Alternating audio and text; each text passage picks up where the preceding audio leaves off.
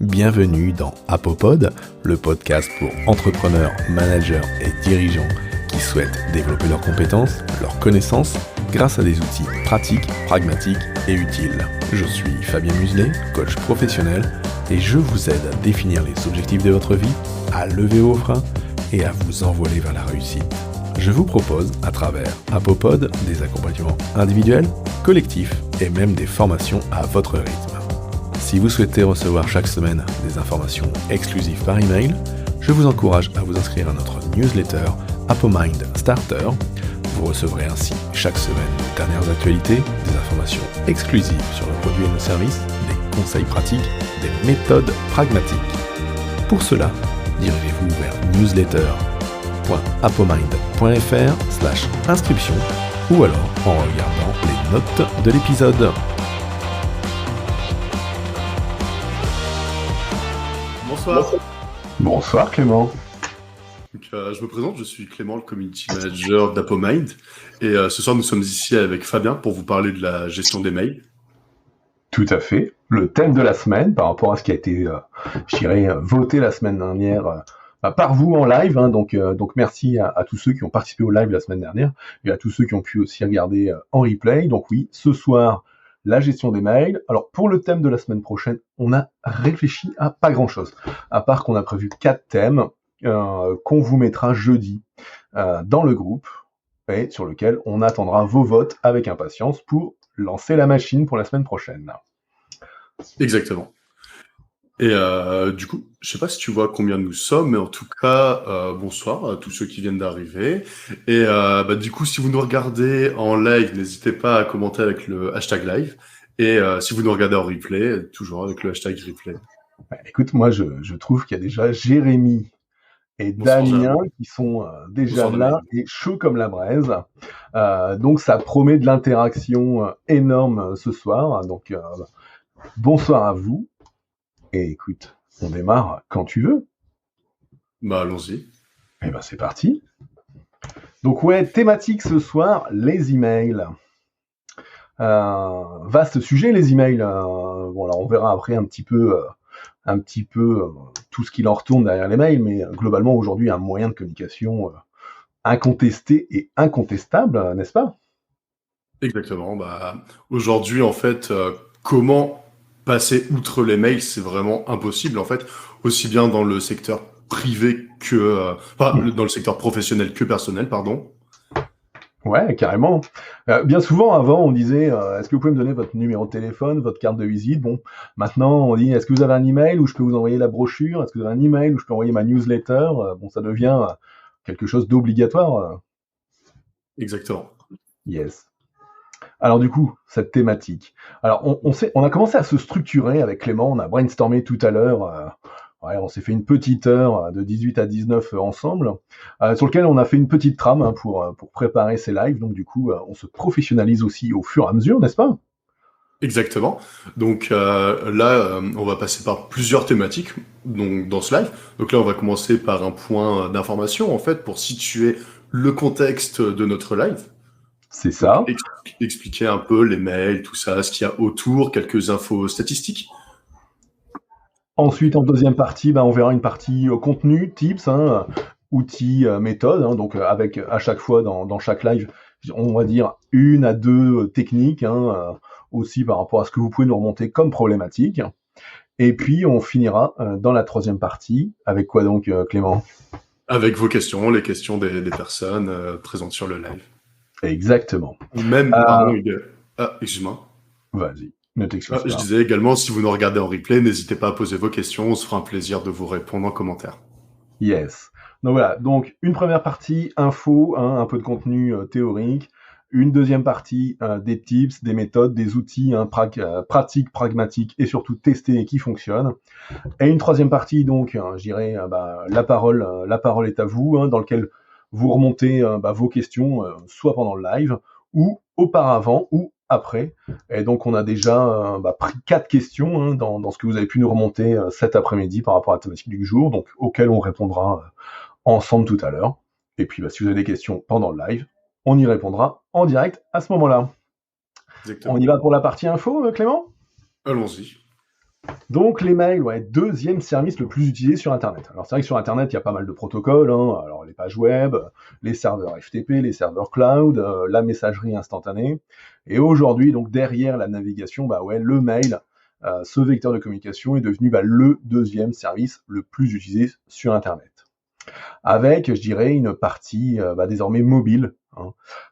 Qui n'a pas ses mails sur son téléphone? Alors en tout cas aujourd'hui, qui n'a pas ses mails perso sur son téléphone? Je pense que quasiment tout le monde a aujourd'hui, avec les smartphones, alors Android, iPhone, ses mails sur son téléphone. Donc du coup, je dirais des façons d'être sollicité rapidement et très souvent. Et puis pour les mails pro, on va dire ça va dépendre de la stratégie, je dirais sécurité ou autre de votre entreprise, hein, ou parfois de politique de déconnexion qu'il peut y avoir dans certaines entreprises. Mais en tout cas, voilà, la moitié des mails aujourd'hui sont regardés sur mobile. Petite statistique aussi donc, que tu as trouvé, Clément, donc je te laisse la commenter. Ouais, c'est ça.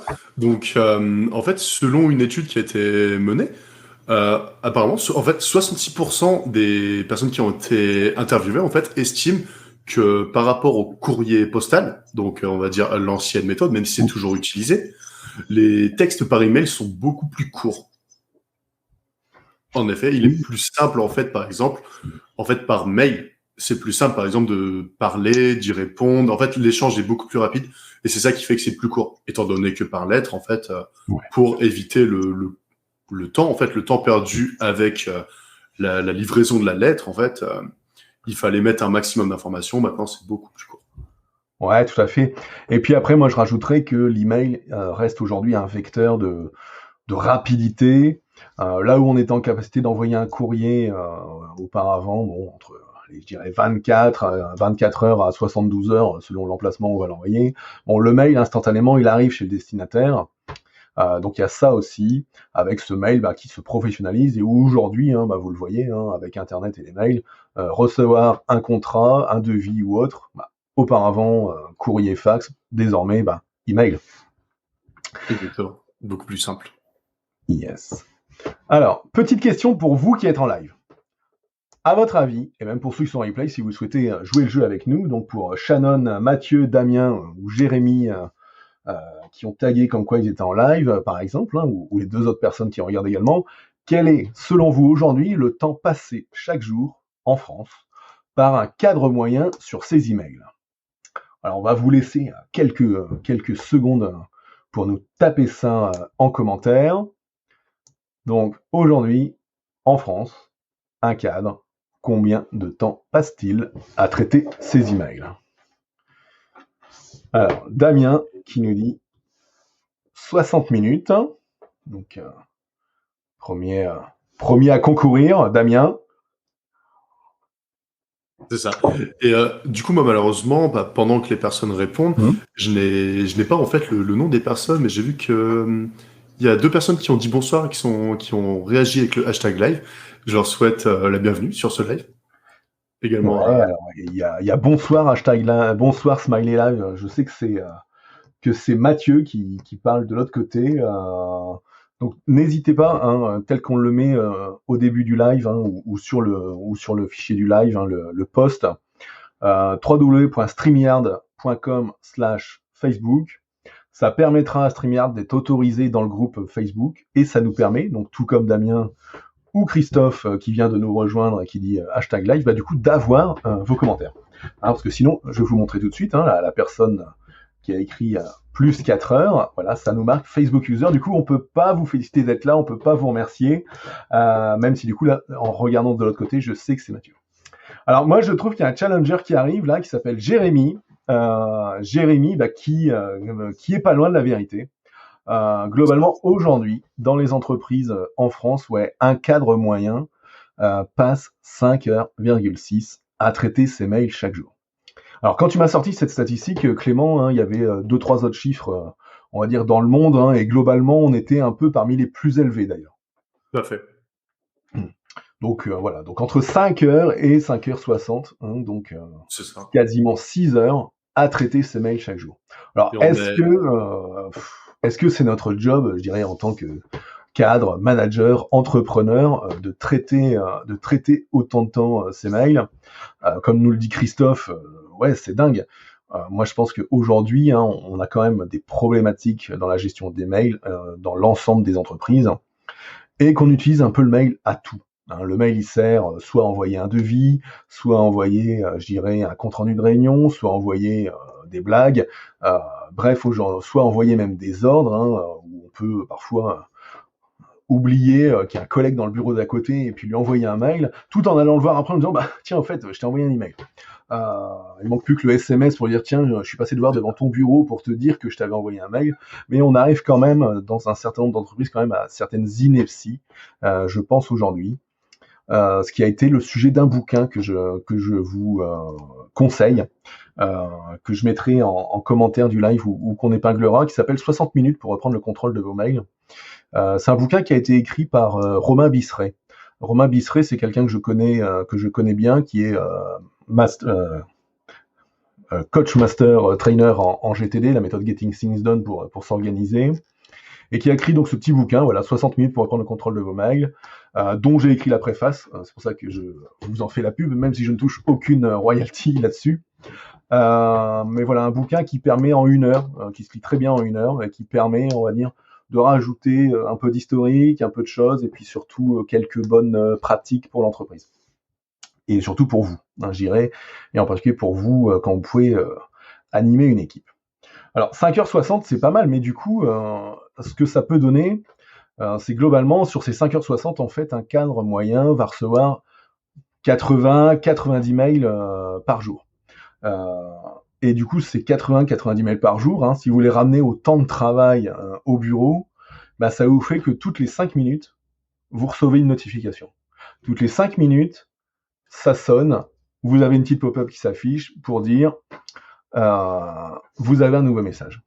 Donc ça, je dirais, c'est dans les tips que je pourrais moi vous donner ce soir, c'est on désactive toutes ces notifications. De la même manière que parfois sur nos téléphones mobiles, il y a des notifications d'applications qui nous gavent et qu'on désactive.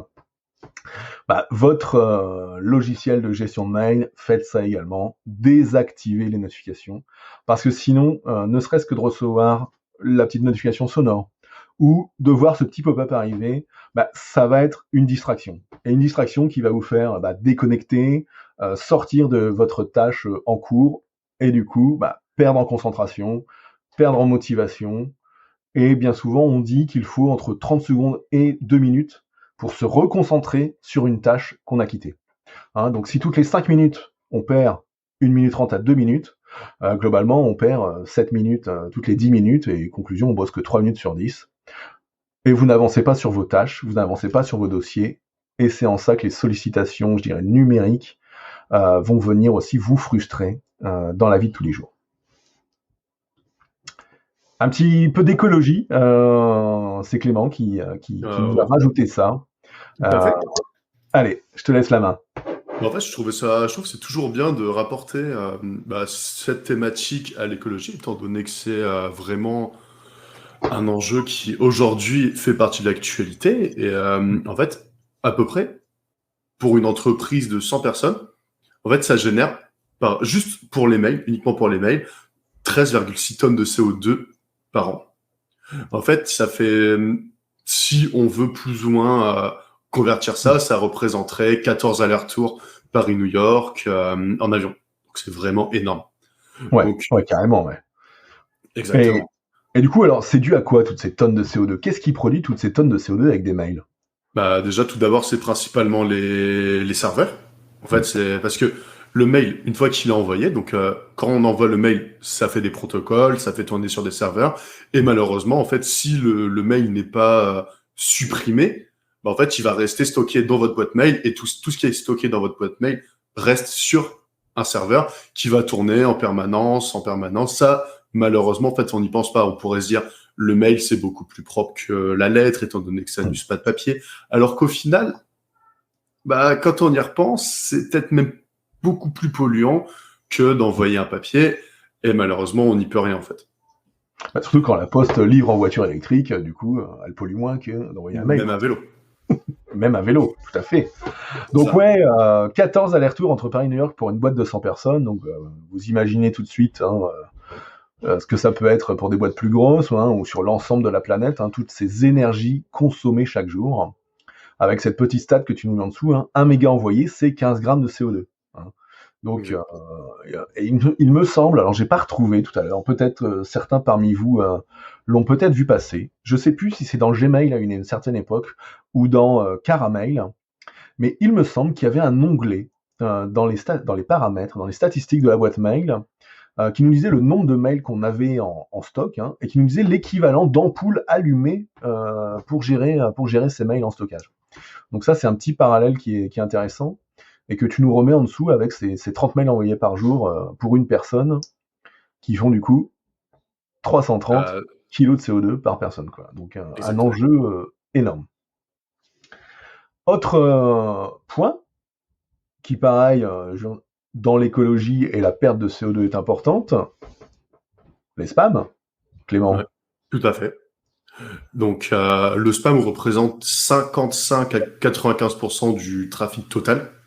Donc c'est réellement énorme en fait, on pourrait ne pas s'en rendre compte étant donné que en fait 90% des spams en fait sont traités par des outils qui les bloquent automatiquement et du coup au final tout ce qui a été envoyé ne sera pas visible. Et c'est pour ça qu'on ne peut ne pas imaginer en fait les conséquences écologiques pour revenir au point précédent, étant donné qu'au final comme on dit, ce qu'on ne voit pas ne nous...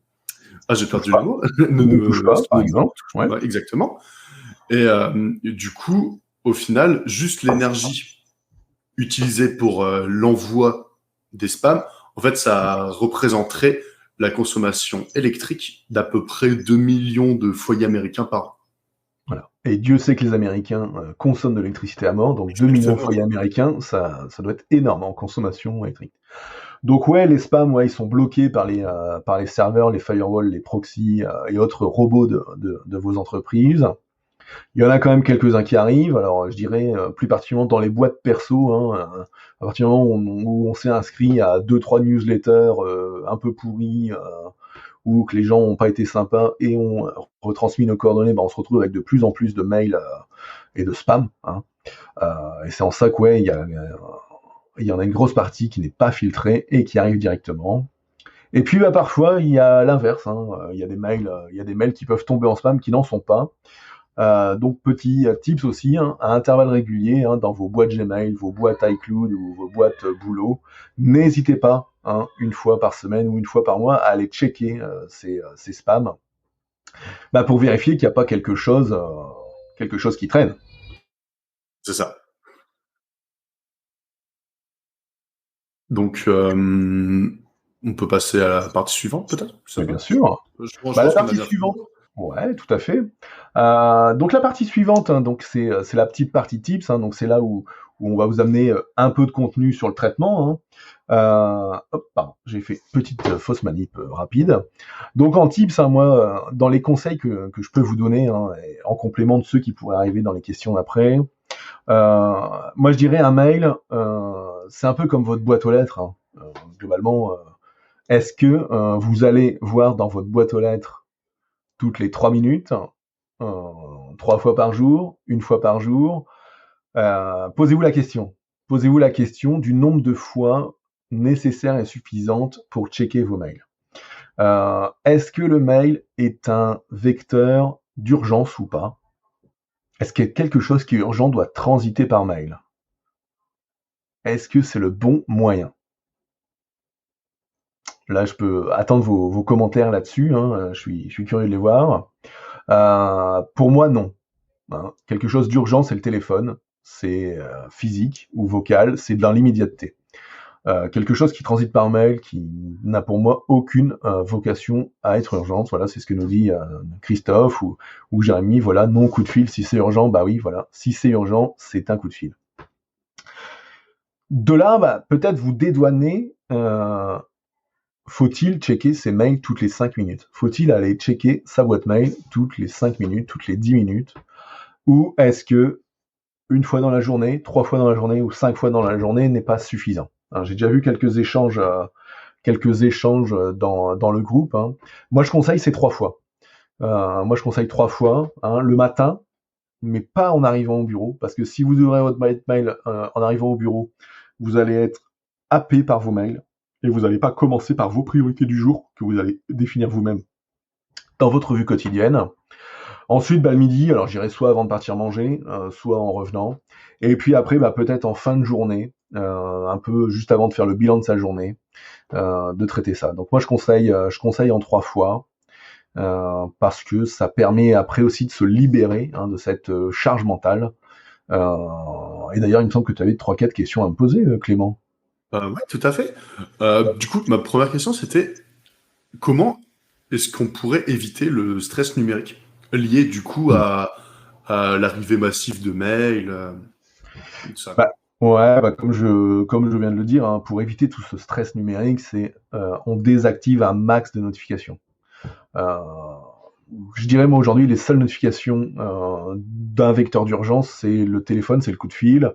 Ça peut être le SMS aussi, selon Ouais. si on est en réunion ou autre. Et à partir du moment où, par exemple, où on a dit à son équipe que s'il y a quelque chose d'urgent, appelez-moi. Et si je vous réponds pas, faites-moi un mail dans la foulée. Comme ça, en l'espace de 30 secondes, on a eu l'appel, on voit la notif, on sait que c'est urgent. Et du coup, on s'extire de la réunion, de la formation, ou je ne sais quoi, du rendez-vous, et on traite cette urgence.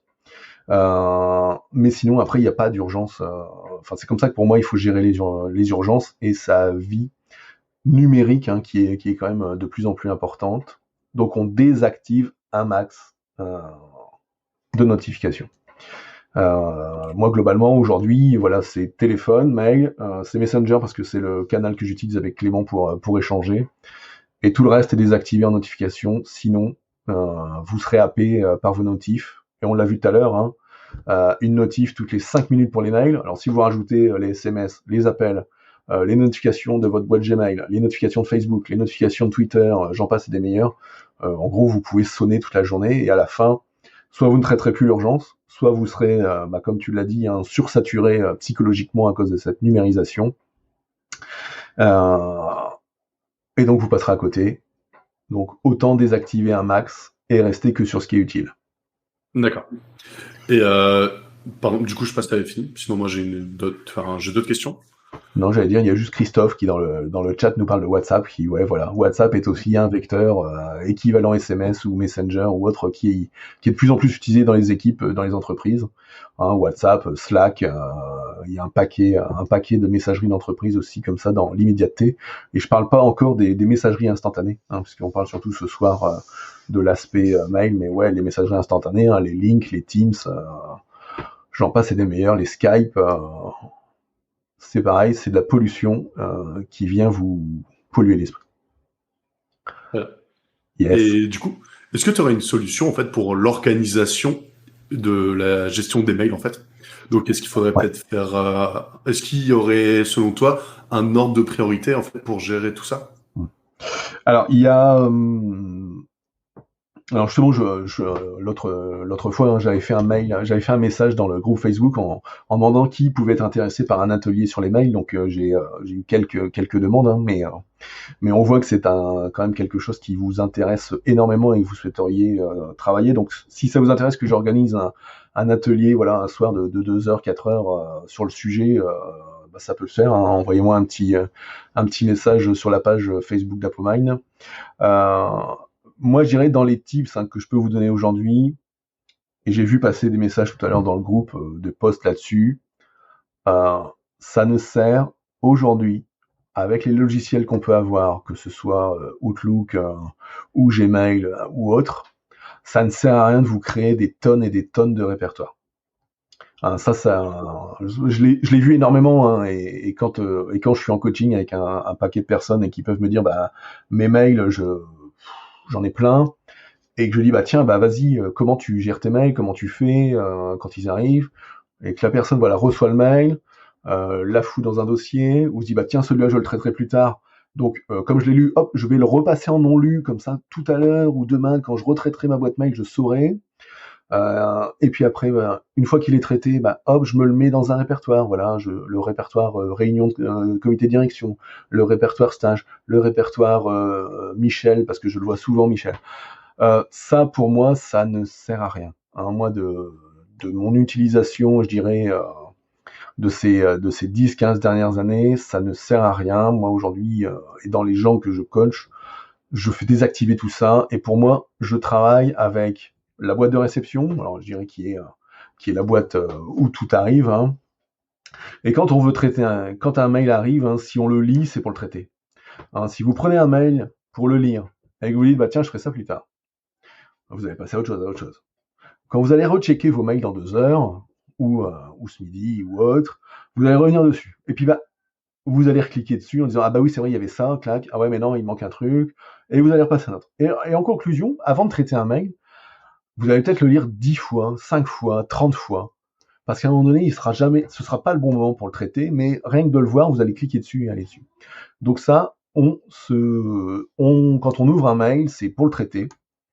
Et si on peut pas le traiter, on se le met dans sa liste de tâches. Hein, on se le met dans sa liste de tâches par contexte. Hein, si j'ai des choses à faire à l'ordinateur, ou s'il faut que j'aille voir quelqu'un pour répondre au mail, voilà, je me l'écris dans ma liste de tâches, histoire de le décharger. Donc voilà, donc cette boîte de réception, elle doit être traitée comme ça. Et ensuite, moi, il y a plusieurs répertoires. Hein. Si le mail, il demande à être, s'il ne sert à rien, ou s'il est traité et qu'on n'a pas besoin de le garder, c'est poubelle. On ne garde pas, comme l'a marqué Leslie, un mail de 2010 dans sa boîte ou dans ses archives. S'il ne sert à rien, c'est poubelle. Surtout si vous y avez répondu, parce qu'en fait, quand vous y avez répondu, si vous avez gardé l'historique, le mail initial auquel vous avez répondu, vous en avez une trace quand même. Donc vous pouvez jeter.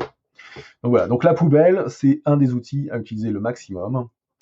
Ensuite, moi, pour tous les mails que je veux garder, moi j'ai un répertoire qui s'appelle archives et je balle dedans. Voilà. Quand le mail est traité ou qu'il a été mis sur ma liste de tâches, voilà, il part dans le dossier archives. Hein. Alors Mathieu nous dit où le dossier, donc Mathieu, qui est donc Facebook user de ce côté-là, qui est dans un dossier à traiter, ou oui et non, parce qu'après sinon il faut toujours passer son temps à aller traiter ce dossier à traiter, qui vient en complément de la boîte mail, enfin de la boîte de réception, et finalement à la fin on se crée 2 répertoires à traiter.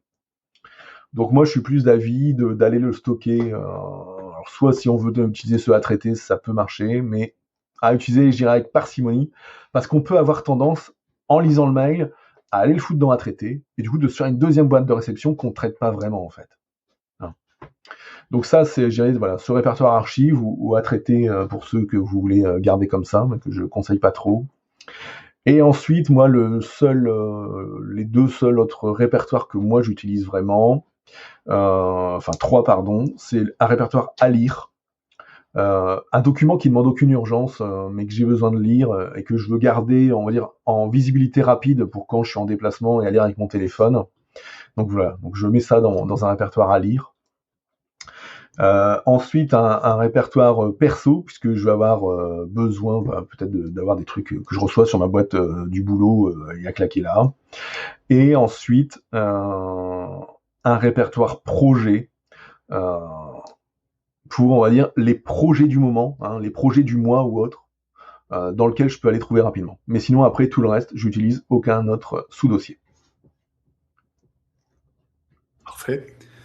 Et du coup, en fait, j'avais une question, mais tu as pas mal répondu. En fait, est-ce qu'il fallait créer des sous-dossiers ou supprimer? Donc, je pense que là, tu as très bien répondu. Et en fait, j'avais une dernière question. C'était est-ce qu'il faut encourager la déconnexion? Et si oui, comment on peut s'y mettre? Parce que après, moi, personnellement, j'ai pas ce problème-là, étant donné que je suis pas cadre, je suis pas dans une grosse structure, mais je connais des personnes qui sont dans des beaucoup plus grosses structures et qui, une fois rentrées du travail, sont là directement à checker leur mail. Est-ce que tu aurais des tips pour les aider à se déconnecter?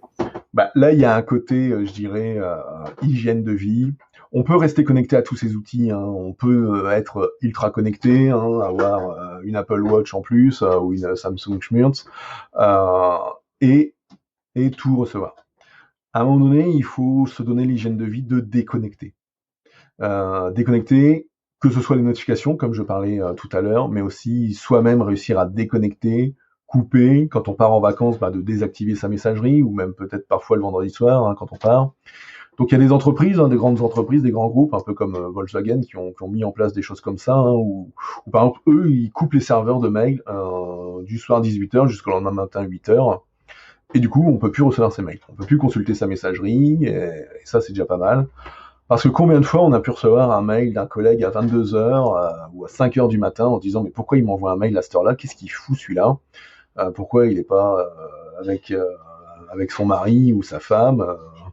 Et puis du coup, voire même de prendre ça en stress, donc de créer du stress, soit de récupérer du stress, ou en tant qu'entrepreneur ou manager, d'aller créer du stress à ses équipes ou à un client, de lui envoyer un mail à cette heure-là, parce qu'il y a peut-être des gens qui désactivent pas leurs notifications et qui, du coup, à 22h, couchés ou un peu plus tard, vont recevoir cette notification et ça va les perturber, quoi. Donc, moi, je dis déconnectez-vous, prenez de l'hygiène de vie pour vous aussi. C'est aussi pour ça que vous êtes là dans ce groupe Upper Mind Booster. C'est aussi de travailler sur vous, sur certains blocages, certaines choses qui vous empêchent d'avancer. Et la pollution numérique en fait fortement partie. D'accord. Donc, en fait, c'était bon pour moi, pour mes questions. Donc, on peut passer à la partie suivante qui concerne les questions des viewers. En fait, est-ce que vous avez quelque chose? En fait, est-ce qu'il y a des questions auxquelles on n'aurait pas répondu et auxquelles vous aimeriez avoir une réponse? Alors, pour pouvoir vous laisser, on va dire, 1 à 2 minutes pour taper sur vos téléphones ou sur vos ordinateurs vos questions, moi, ce que je vous propose, c'est que je réponde d'ailleurs d'abord aux 2 premières questions de ceux qui ont fait le petit message. Donc, il y avait Leslie, alors c'est vrai que j'y ai répondu un peu tout à l'heure. Je me demande si vous gardez indéfiniment des mails de 2010. Faut-il garder des mails de 2010 ou pas? Ça va dépendre de ce que c'est. Parfois, si on se sert, on va dire, de sa boîte mail comme d'un stockage de devis ou de factures de 2010, peut-être. Sauf que tant que c'est sur un serveur, on l'a dit, ça consomme de l'électricité, ça consomme du CO2, donc peut-être à supprimer. Peut-être une fois par an, on peut se dire, tiens, je vais aller vérifier mes archives et foutre à la benne ce qui ne sert plus, ou archiver sur un support physique, une clé USB, un disque dur portable, et puis décharger ses serveurs. Deuxième question donc de Damien, la boîte mail est toujours pleine, archive, supprimer. Comment choisir quand tout est important? Non, je ne pense pas que tout soit important dans tout ce qui est dans ta boîte mail. En tout cas, si c'est dans ta boîte de réception, c'est que c'est quelque chose que tu ne traites pas, qui n'est pas encore traité, et donc quelque chose qu'il faudra prendre en main pour mettre ailleurs. Donc après, si c'est dans ta boîte mail et que tu veux t'y référer plus tard, Damien, c'est archive, et si t'en as pas besoin, c'est poubelle, quoi. Poubelle. N'hésitez pas à poubelliser. Et pour moi, Damien, et on peut reparler, parce qu'on a déjà fait un appel ensemble il y a 10 jours, pour moi, tout n'est pas important, et on peut un peu élaguer et trier là-dedans. Alors, pas de questions encore, donc moi je te propose, Clément, c'est qu'on passe aux questions suivantes, qui étaient celles de Jérémy. Quelle stratégie employer au retour de congé pour dépiler la boîte mail?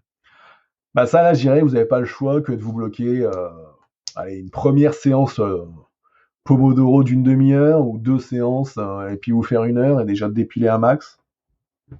Et puis la stratégie, c'est on prend dans l'ordre chronologique inverse, quels sont les mails arrivés en dernier, qui vont être les plus récents, parce que bien souvent, alors en particulier pour les congés d'été, vous partez 3 semaines ou 1 mois. Quand vous allez revenir, les mails que vous avez reçus les 15 premiers jours, il y a de grandes chances qu'ils se soient traités de même dans la suite du temps. Il y a de grandes chances, si vous avez mis un message d'absence en disant je suis en congé 4 semaines ou 3 semaines, ce sera un tel qu'il faudra joindre pour cette activité-là. Voilà, 80% de chances que ça dégage. Donc voilà, donc on prend dans l'ordre chronologique inverse, je dirais on s'en tape déjà une bonne première demi-heure, selon le nombre qu'on peut avoir. Et puis après, on y retourne progressivement, sachant que le but ultime, tel que je peux l'enseigner, ou tel que vous pourrez le lire dans le bouquin de Romain Bisseret, c'est inbox 0. On essaye de vider totalement sa boîte mail. C'est pas une gestion de tâches. Ça reste un stockage qui arrive.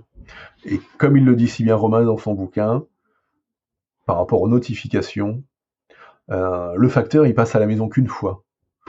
Est-ce que vous vous imagineriez si le facteur, un peu comme les mails, pour les notifications, venait sonner chez vous toutes les 5 minutes?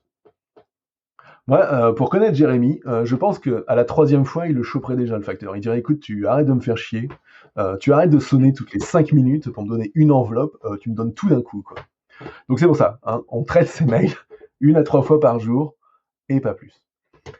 Julie, donc une boîte mail toujours pleine, je commence à peine à hiérarchiser avec des sous-dossiers, donc on l'a vu tout à l'heure, moi je le conseille pas. Quand j'en classe 30 nouveaux mails arrivent, bah oui, mais ça c'est la problématique du mail, hein. Le mail c'est un peu...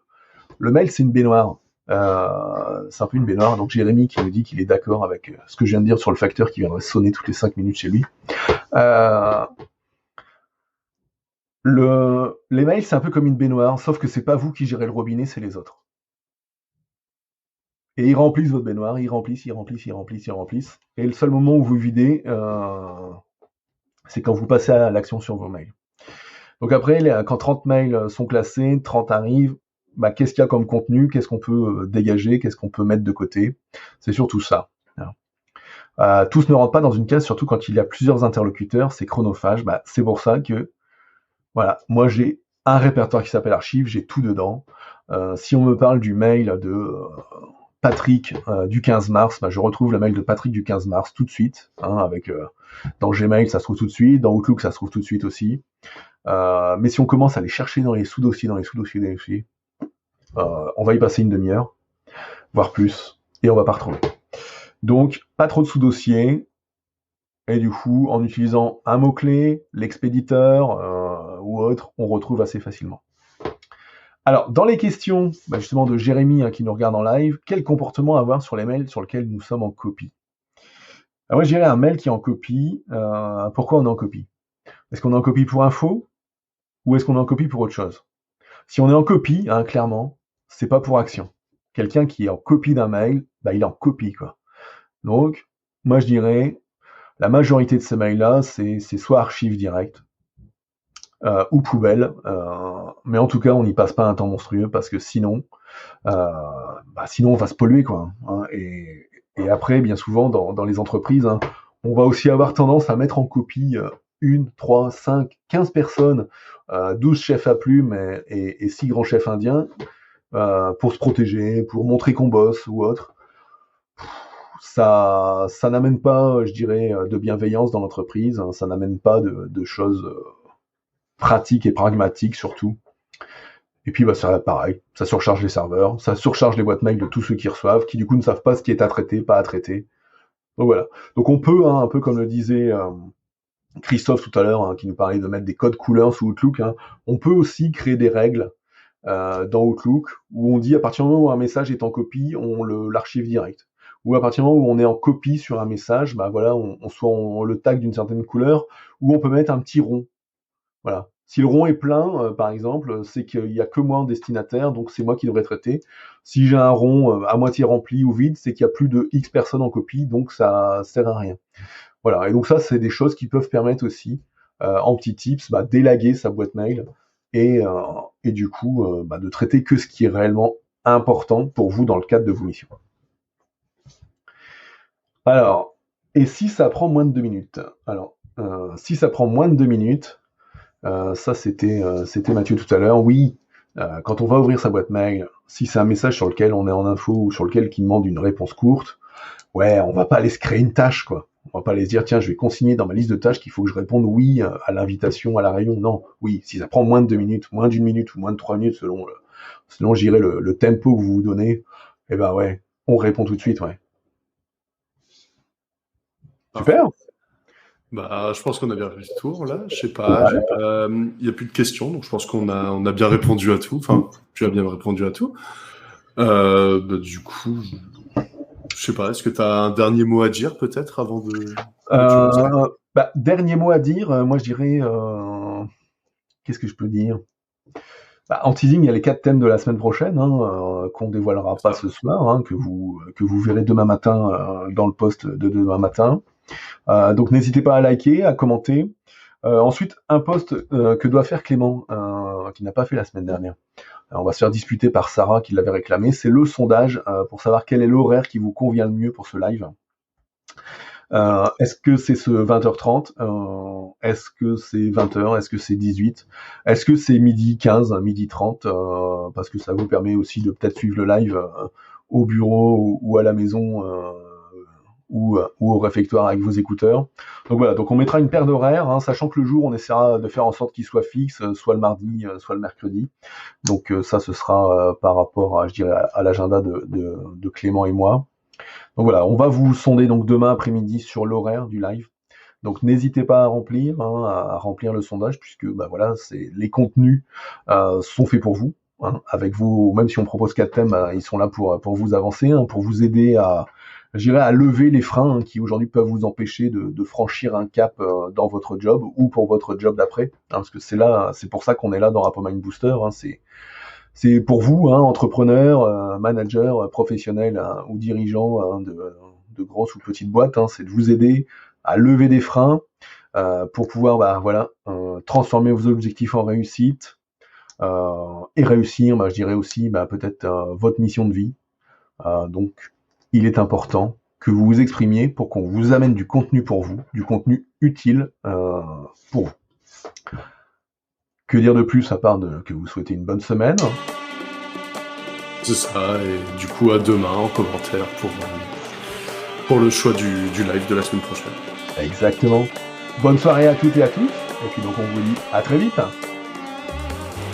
Si vous avez apprécié ce podcast Apopod, n'hésitez pas à le partager auprès de 3 de vos proches, soit directement dans votre application de podcast préférée, ou en leur envoyant tout simplement la page podcast.apomind.fr.